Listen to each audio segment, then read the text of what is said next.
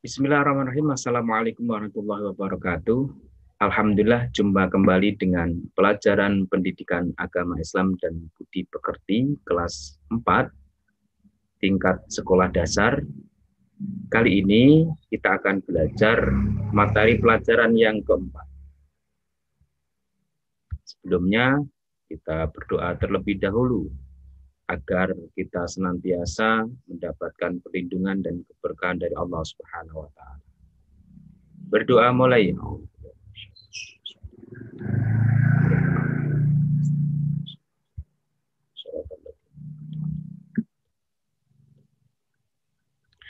Baik anak-anak,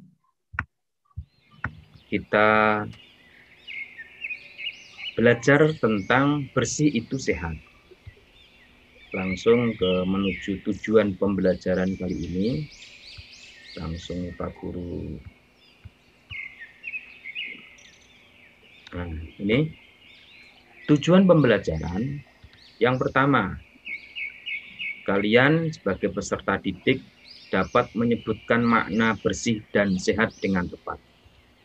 Yang kedua, menerapkan syariat Islam dalam bersuci dari hadas dan najis dengan benar.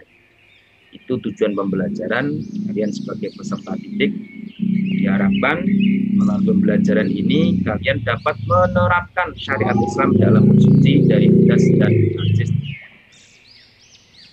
Nah, anak-anak, yang pertama yang perlu kita pahami adalah arti bersih dan sehat itu apa. Jangan sampai kita nggak kenal namanya bersih dan sehat itu. Arti bersih. Bersih artinya bebas dari kotoran. Bebas dari kotoran. Berarti segala macam kotoran yang ada di tubuh kita bersihkan itu sudah bersih. Nah, lalu kok ada yang menyebut istilahnya suci? Nah, beda. Kalau suci artinya bebas dari najis. Berarti kalau bersih belum tentu suci. Tapi kalau suci pasti bersih.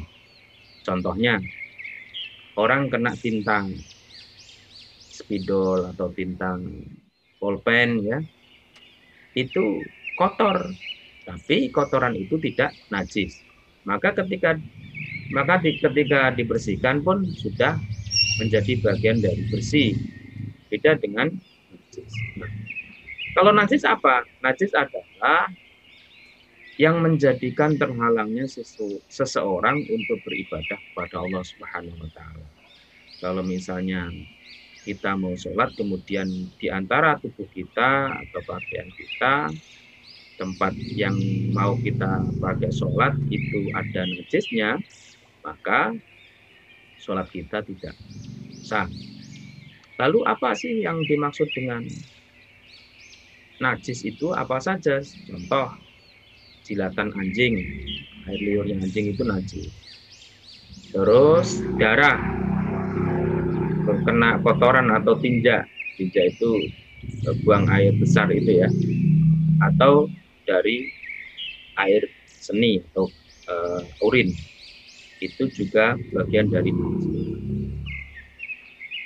Kemudian anak-anak, setelahnya kita mengerti makna atau arti najis, arti bersih dan suci, kita mengenal hadas kecil dan hadas besar.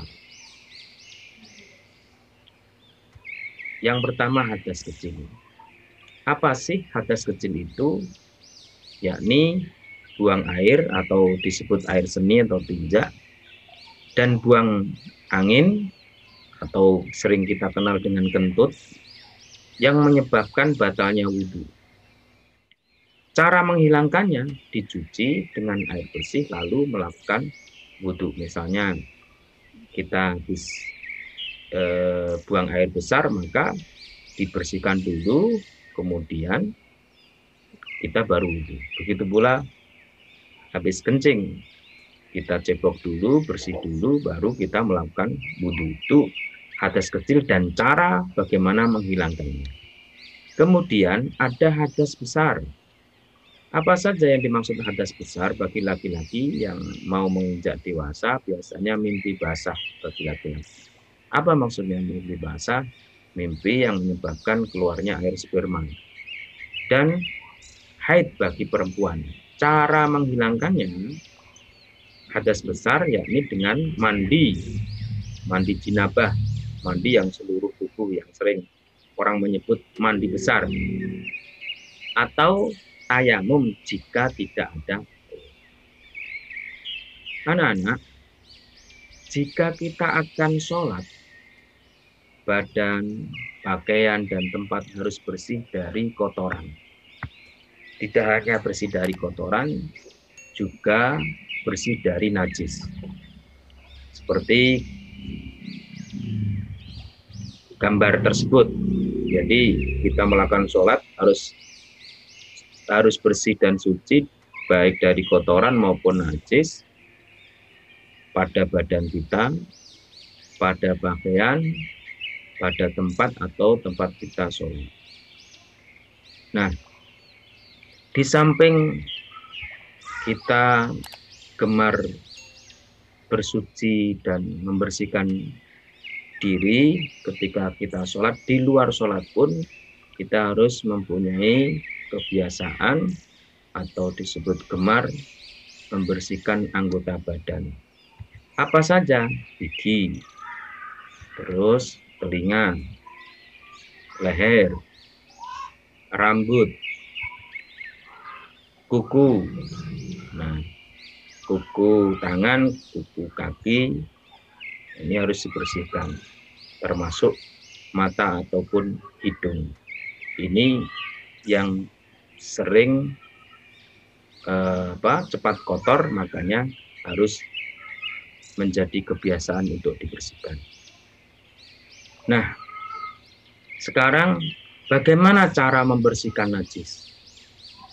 Membersihkan najis, baik najis disebabkan darah maupun air seni dan tinja, harus menggunakan air mutlak.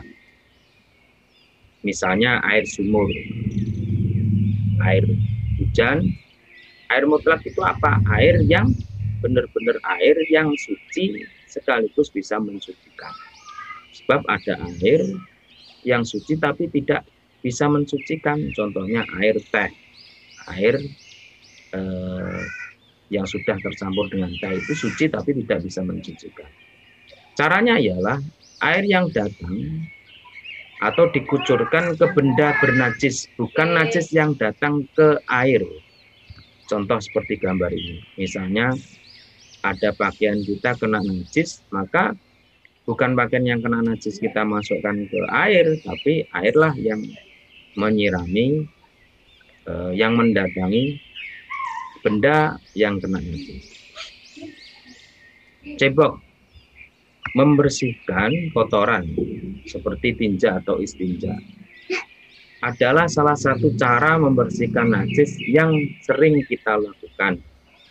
Cebok harus dilakukan setelah buang air kecil atau buang air besar. Cebok dapat menggunakan air, kalau ada air, kalau nggak ada bisa menggunakan tisu, batu, ataupun benda kesat lainnya. Maksudnya benda kesat ini benda yang sekiranya tidak dikonsumsi oleh manusia.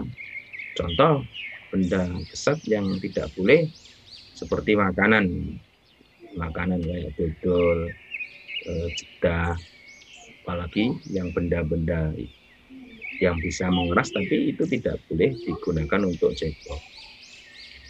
Maka tangan kanan menyiram kubul atau dubur, sedangkan tangan kiri mengusapnya hingga bersih. Itu cara membersihkan najis. Nah, anak-anak, tidak kalah pentingnya ketika kita masuk ke toilet atau WC, maka kita terlebih dahulu harus berdoa. Apa doanya? Allahumma inni a'udzubika minal khubuthi wal khaba'ith. Yang artinya, ya Allah, sesungguhnya aku berlindung kepadamu dari segala kejahatan dan kotoran. Karena di dalam WC atau toilet kita tidak tahu makhluk-makhluknya Allah yang kecil, misalkan bakteri ataupun virus ataupun makhluk-makhluk yang lain yang bisa menyebabkan diri kita terganggu. Sekian, semoga manfaat. Assalamualaikum warahmatullahi wabarakatuh.